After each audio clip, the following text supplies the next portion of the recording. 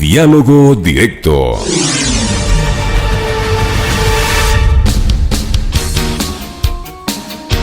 Son las 17 horas con 14 minutos. Saludamos cordialmente y con mucho gusto a esta hora a la exministra del gobierno del presidente Rafael Correa, la exministra de Transporte y Obras Públicas, María de los Ángeles Duarte, quien ha desmentido evidentemente la versión que se ha entregado por parte de la Fiscalía en este juicio denominado caso Sobornos, en la que ella también está involucrada. Y le saludamos cordialmente, muy buenas tardes. Y bueno, usted niega su participación en esta trama que lleva adelante ya la Fiscalía en la parte acusatoria. ¿Se están cumpliendo los debidos y adecuados caminos procesales? Muy buenas tardes, ingeniera, ¿cómo está? Un gusto saludarle. Arquitecta, ¿cómo está? Un gusto estar con ustedes. Encantado. Bueno, no se ha cumplido para nada porque ni siquiera debieron llamarnos a juicio. No debieron habernos llamado a juicio. Primero, a mí al inicio, no sé si ustedes recuerdan, la fiscal me acusa en vista de que no tenían nada, porque ellos primero aprehenden, primero encierran y luego investigan. La acusación inicial de la fiscal contra mí fue que yo estaba trabajando en una empresa y que me había entregado, así, $200,000. Esa fue la acusación.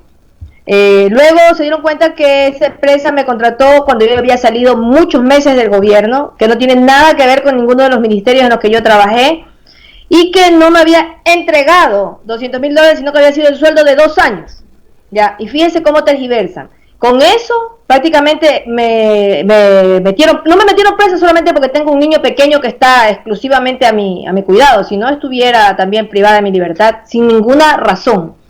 Al principio fue concusión. Ya luego aparecieron los cuadernos, que después la agenda esa bendita que ya la misma Pamela, cuando se vio entre la espada y la pared porque le iban a hacer una auditoría de la tinta, de la fecha de la tinta, dijo ya, no la escribí en el 2014, la escribí últimamente en el 2018.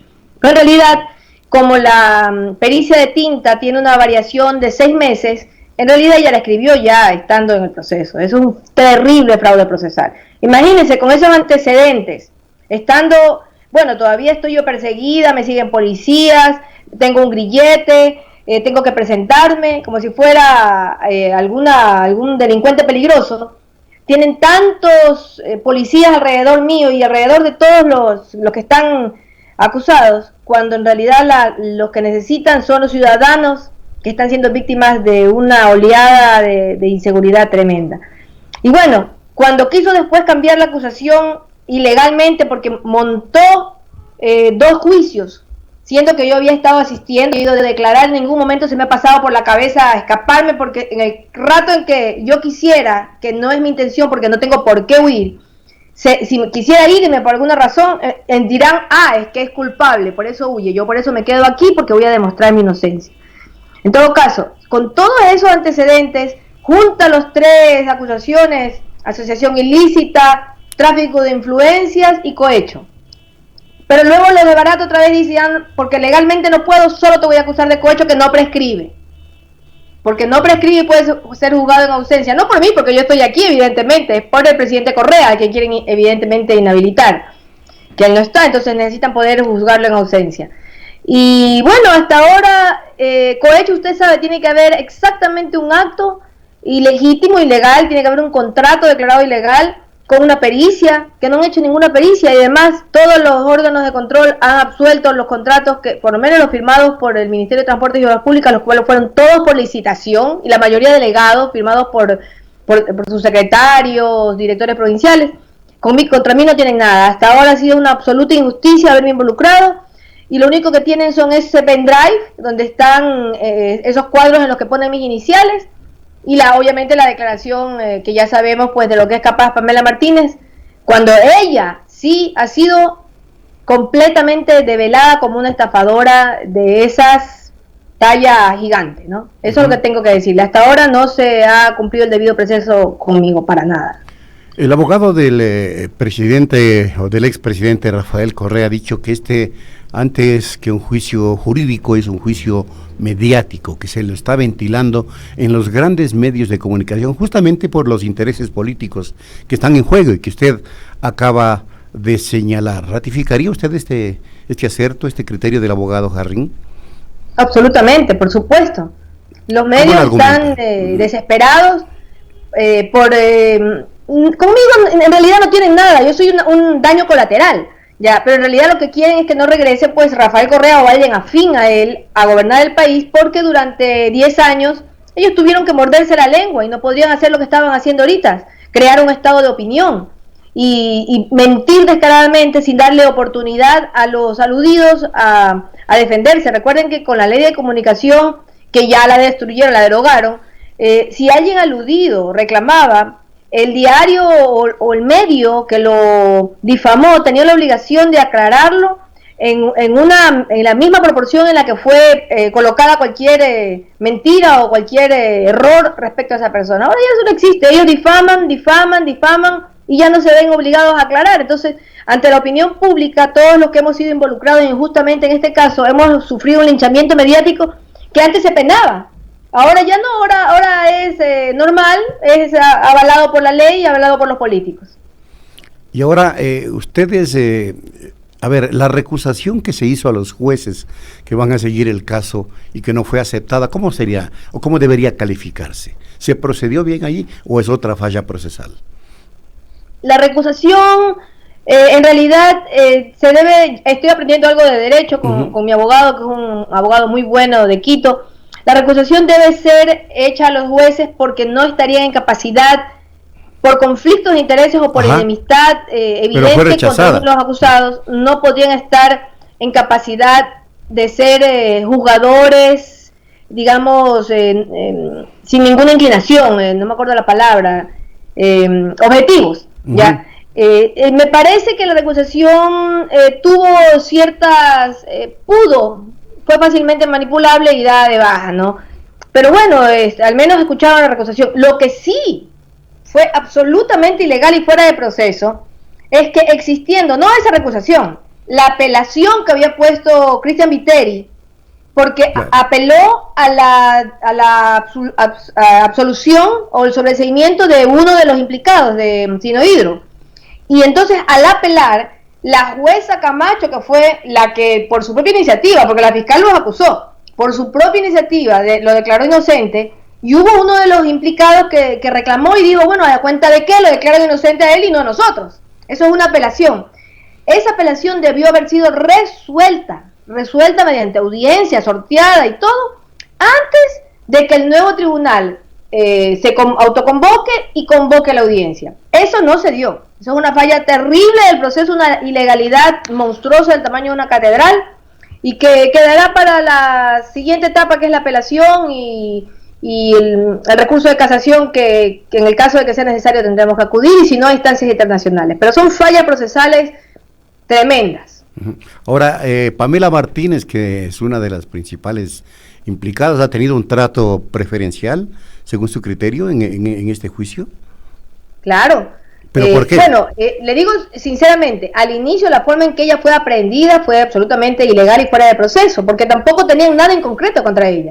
Solamente la noticia del portal Mil Hojas y La Fuente, que son evidentemente odiadores, y que no sé si ustedes han leído los tweets que he sacado y lo que todos estamos diciendo, cambian las noticias a su criterio, inicialmente de los listados supuestamente de Arroz Verde solamente publicaban unos cuantos, porque seguramente con los otros estaban negociando, pidiéndoles dinero a cambio para no ponerlos, ¿no? Pero al final fueron obligados a sacar, digamos, toda la información, pero igual la cercenaron y cambiaron nombres. Cambian nombres, cambian los archivos y los publican. Son unos mercenarios del periodismo realmente estos de La Fuente. Yo no sé cómo una fiscalía que se piensa o que se dice, sabemos que no es así, pero por lo menos hay que ser y tratar de parecer, que se dice técnica, puede utilizar un tipo de periodismo odiador como ese como ni siquiera para iniciar un juicio. Ellos debieron haber investigado a profundidad. Puede ser que digamos que ya iniciados por la noticia, bueno, vamos a ver si esta noticia es cierta, investigado y luego proceder a dar, a generar una acusación. Aquí fue todo al contrario, nos aprendieron, luego a los demás implicados los involucraron, los imputaron y luego están viendo de qué manera demuestran. Por suerte, en realidad ha sido tan mala la gestión de Fiscalía que no tienen un solo contrato ni saben de qué acusar, por lo menos en mi caso, acusarme, porque todos mis contratos fueron dados por licitación. Y ni siquiera fueron míos, el grandísimo porcentaje fueron delegados, no hay firmas mías en los contratos, ningún contrato yo lo di directamente, o sea, no tienen de qué acusarme, pero sin embargo aquí estoy, gastando y gastando en abogados. Pero usted conoce también que, sin embargo, el periodista Cristian Zurita es tomado como testigo en el juicio por cohecho que se sigue en el caso Sobornos, cosa que fue obviamente rechazada por los abogados defensores. ¿Cómo analiza esta situación? Cristian Zurita está de testigo. Sí, otra gran falla de la Fiscalía, porque vamos a demostrar que el señor tiene enemistad manifiesta contra, aunque los jueces defienden a la fiscal y a los peritos que lleva y a los testigos que ella lleva, en realidad el señor tiene una enemistad manifiesta con el expresidente Correa porque fue juzgado pues durante la presidencia, su presidencia, y conmigo porque yo lo tengo demandado. Yo lo demandé por otra calumnia que sacó en El Gran Hermano, ese libro que escribieron, ese libraco. En ese libro dice la Duarte le dio un contrato a Fabricio Correa. Ellos no saben la relación que yo tengo con Fabricio, no tienen ni idea. Nosotros no nos podemos ni ver, nunca hemos podido vernos. Y sin embargo, suponen que yo voy a jugarme mi pellejo dándole un contrato. Y no solamente eso, la fecha del contrato es cuando yo ya no era ministra. Por eso lo demandé en las cortes de Guayaquil. Y los jueces todavía no son capaces de dar su fallo. Estamos ahí en el aire, siendo que no tiene nada de razón. Es más, es tan odiador, Zurita, que cuando yo le dije, por lo menos aclara en las versiones siguientes, aclara la mentira que has dicho, digo que cometí tu error. Ya, él dice, no cometí un error. Usted dejó nombrado o el viceministro era su amigo y por ahí tiene que haber habido alguna forma de que usted deje amarrado para Fabricio. ¿Puede imaginarse que un periodista llegue a esos niveles de cinismo? Pues bueno, a eso nos enfrentamos. Bueno, pero él dijo que guardaba sus fuentes y se negó a hacer algunas declaraciones como periodista. Entonces dice tener la razón en todo lo que argumenta. La reserva de la fuente es un derecho de los gremios periodísticos. Bueno, yo no sé si es así, deberían ellos decir de dónde, cómo obtienen la información, porque con el cuento de la reserva de la fuente resulta que los presos le dan la información, o la fiscalía le da la información. Tiene que él decir de dónde saca la información con la que está involucrando a personas inocentes y dañando la honra, el prestigio y el buen nombre de las distintas personas, ¿no? Yo lo volveré a demandar en cuanto salga de esto. El expresidente de Paraguay, Fernando Lugo, estuvo esta mañana aquí en Pichincha Universal e hizo justamente el lanzamiento de un libro sobre el lawfare político. ¿Qué puede usted comentar sobre esto que viene implementándose a manera de estilo en América Latina contra líderes políticos del sector progresista? Sí, es algo terrible. Es una fórmula con la que Estados Unidos apoya a los caudillos y a los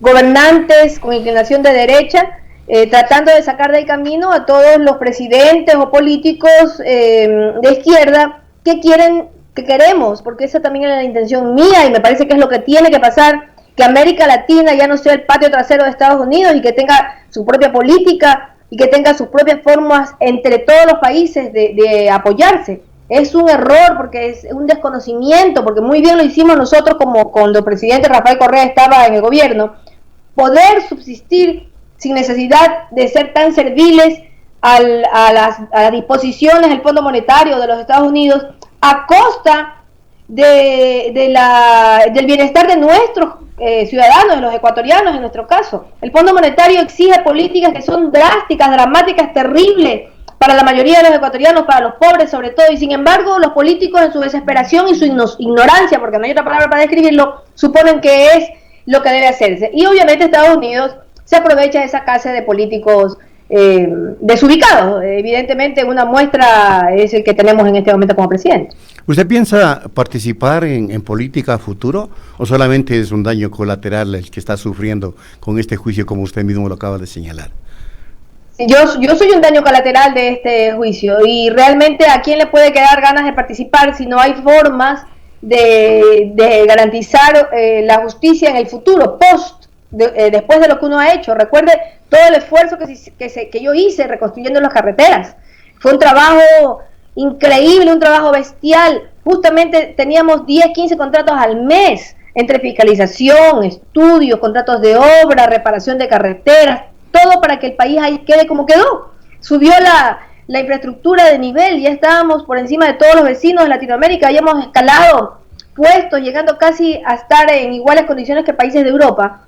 Todo eso fue un esfuerzo hecho por mí y por los ministros anteriores, pero sobre todo la carga recayó sobre mí, porque fueron 4 años seguidos. Ya, luego organicé Hábitat, ¿se acuerda esta reunión de países de la ONU que quedó el Ecuador y Quito sobre todo tan bien posicionado a nivel mundial? Yo reconstruí las viviendas de 30.000 ecuatorianos en la provincia de Manabí, Esmeraldas. Lo hice yo con mis manos, trabajando, viajando, recorriéndome en helicóptero esa costa, arriesgando mi vida día a día para poderlo hacer y sacar al pueblo, sobre todo el manamita, que fue el más afectado. Y fíjense la adoración que tienen por el gobierno del expresidente Correa, ese pueblo agradecido. Ese fue el trabajo que hicimos, para que ahora nos paguen de esa manera. ¿A quién le quedan ganas de participar? Bueno, pero hay un movimiento político que está tras la figura del presidente Correa, ¿o es que han logrado aniquilar o liquidar políticamente al movimiento? Porque el presidente Correa dice volveremos, y volveremos a retomar la patria, no hay que perder la esperanza, dice él. No, yo no pierdo la esperanza es más, estoy segura de que el pueblo a gritos exigirá que vuelva Rafael, si Dios quiere y si la justicia se impone, o si no, algún candidato que se elija esta vez mejor, porque no debe ser algo, no nos vuelve a pasar 2 veces con la misma piedra, no hay que tropezar, pero que pueda garantizar que las políticas del Movimiento Revolución Ciudadana se den, ¿no? Y sí hay cuadros espectaculares, hay buenos cuadros, no fueron tomados en cuenta en su momento porque quizás se pensó más en la popularidad, pero las cosas han cambiado. En este momento el contendor es un gobierno que tiene un 4% de credibilidad y la misma cantidad el mismo porcentaje de aceptación, es decir, no hay contendor, como dirían en fútbol, ¿ya? Y la derecha se carcome entre sí, de tal manera que está muy sencillo volver a obtener el poder político a través del movimiento Revolución Ciudadana, igual que sucedió en Argentina. Pero recuerde usted que el presidente Moreno, en cambio, señala que está haciendo tan bien las cosas que está inclusive suscribiendo acuerdos con la primera potencia militar y económica, podría decirse. Bueno, está China también, Estados Unidos, y que eso pues vendrán en pro de mejores días del país. ¿No representa nada esos esfuerzos que hace el presidente Moreno para mantenerse vigente? Esos son patadas de ahogado. Han dejado para el último de su mandato esta visita a Estados Unidos. Obviamente Trump, que no tiene, pues, reciba Guaidó o sea, él no tiene ningún criterio, y además le han de haber dado una ayuda de memoria que diga: este señor nos entregó a Assange, ya, y está persiguiendo a Correa, que es lo que Estados Unidos quiere. Entonces déjenlo entrar, pues, y tomémonos un par de fotos con el hombre a ver cómo se lo puedo ayudar. Pero el pueblo ecuatoriano sabe lo que está pasando, porque el pueblo ecuatoriano ya no es el mismo Ecuador de antes de Rafael Correa. 10 años de conversación y tertulia a través de las sabatinas educaron al Ecuador. El Ecuador de ahora ya no es el Ecuador de antes de Rafael Correa. Eso está clarísimo, ya no se van a dejar engañar los ecuatorianos. A propósito, usted como mujer, ¿qué piensa de la posición del presidente Moreno sobre el tema del acoso sexual? Lo pinta de cuerpo entero, como él es un desinformado, improvisador, desconocedor de todo, y sobre todo que está al margen hasta por tuit. Digamos que el hombre no puede estar en las reuniones porque tiene terror de que lo persigan, le tiren piedras, pero por lo menos leo el tuit. Ni siquiera eso hace. Realmente me causa tanta vergüenza cada vez que habla esas falacias a nivel internacional. Me causa una vergüenza como país tremenda. Igual le sucede a todos los ecuatorianos. Es decir, la imagen del país ¿Ha desmejorado de manera ostensible a nivel internacional en el gobierno de Moreno? Totalmente, totalmente. Usted ponga en Google traidor y le sale Lenín Moreno. Es terrible. Terrible, Sí, terrible. terrible. Bueno, le agradezco mucho, arquitecta María de los Ángeles Duarte, por haber atendido esta entrevista vía Skype desde el puerto principal. Muchas gracias. Gracias a ustedes. Bien, ahí están las declaraciones de la ex ministra de Transporte y Obras Públicas, María de los Ángeles Duarte, aquí en la tercera emisión de Punto Noticias. Son las 17:35 minutos, nos vamos a la pausa.